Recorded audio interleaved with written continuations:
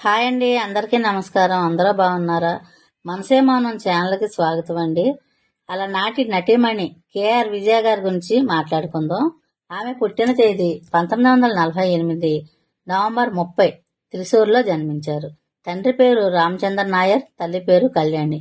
వీరికి ఐదుగురు అమ్మాయిల పేర్లు: KR Vatsalam, KR Savitri, KR Sasikala, KR Radha, KR Vijaya.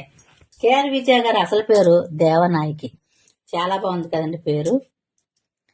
KR విజయ తండ్రి మిలిటరీలో చేసేవారు. ఆయనకి నాటకాలంటే చాలా ఇష్టం. తర్వాత ఎంఆర్ రాధ నాటక బృందంలో నటించారు కేఆర్ విజయ తండ్రి. తర్వాత వీరు చిత్తూరులో కూడా ఉండేవారు. చిత్తూరులో నాటి లెజెండ్ నాగయ్య గారు ఇంటి దగ్గరలో ఉండేవారంటండి. కేఆర్ విజయ కూడా నాటకాల్లో నటించారు. ఆమె ఫస్ట్ సినిమా 1963 కర్పకంతో అనే సినిమాతో సినీ రంగ ప్రవేశం చేశారు. కేఆర్ విజయ భర్త పేరు వేలాయుధన్.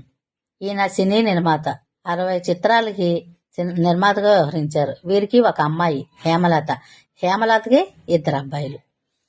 కేఆర్ విజయ గారు 63 నుంచి ఇంకా వెనక్కి తిరిగి చూసుకోవాలండి. చాలా తెలుగు అన్ని భాషలో నటించారు కేఆర్ విజయ గారు. కేఆర్ విజయ గారు అందరూ తెలుగు హీరోలతో కూడా నటించారండి. ఆమె గర్భిణీగా ఉన్నప్పుడు 18 చిత్రాల్లో నటించారు.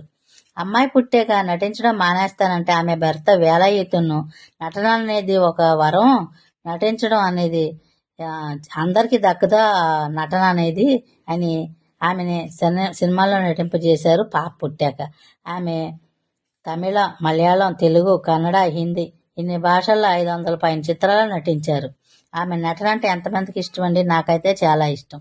అలాగే తిరుచున్నారులో జరిగిన ఒక కార్యక్రమంలో ఆమెని పునాగాయ అరసి అని పిలిచేవారంట. అంటే నవ్వుల రాణి అని అర్థం. శ్రీకృష్ణ పాండవ్యంలో తెలుగులో నటించారు. అప్పుడు రామారావు గారు కృష్ణుడి పాత్ర వేసి వస్తుంటే కేఆర్ విజయ గారు లేచి నమస్కారం చేశారంట, దేవుడు అంటే ఇలా ఉంటారా అని. అలాగే ఆయన కేఆర్ విజయ గారికి పొట్టు దిద్దారంటండి ఆ సినిమాలో. కేఆర్ విజయ గారు మద్రాసులో ఉన్నప్పుడు శోభన్ బాబు గారు ఇంటి దగ్గరలో ఉండేవారంట.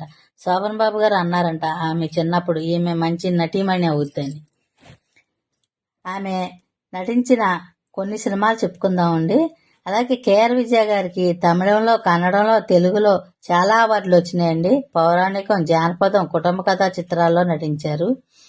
ఆమె తెలుగులో అందరి హీరోలతోటి నటించారు. అలాగే ఎంజీఆర్ గారితో 11 చిత్రాలు, శివాజీ గారితో 43 చిత్రాలు, తమిళంలో ఎక్కువ నటించారండి. కన్నడంలో 10 చిత్రాలు, జెమినీ గణేష్తో కూడా నటించారు. హిందీలో 1 చిత్రం. ఆమె లక్ష్మీ కటాక్షంలో ఎన్టీఆర్ గారితో నటించారు. ఇన్ని పాటలు ఎంత బాగుంటాయండి. నడయాడు తీగ నీవే అమ్మమ్మమ్మ తెలిసిందిలే, గుట్టు తెలిసిందిలే అన్న పాట. అలాగే భలే తమ్ముళ్ళు నీడే ఈనాడే కరుణించి నన్ను చెలికాడే. భలే తమ్ముళ్ళ పాటలు కూడా ఈ చిత్రంలో పాటలు బాగుంటాయండి.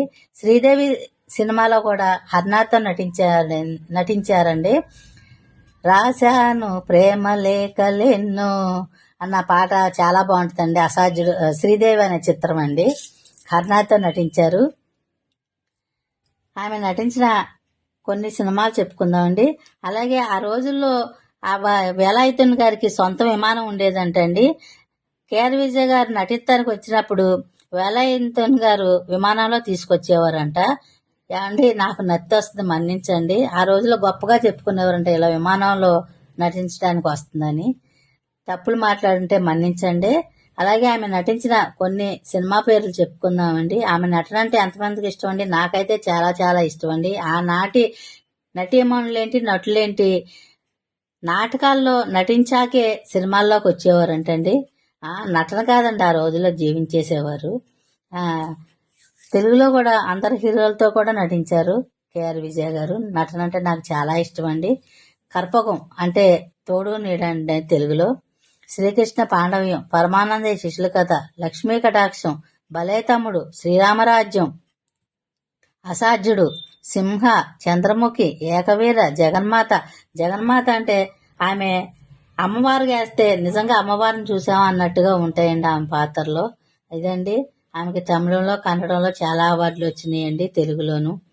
ఆమె నటన అంటే ఎంతమందికి ఇష్టం అండి, నాకైతే చాలా ఇష్టం అండి. మా ఇంటి ఎలవేల్పు ఏంటి ఇవండి.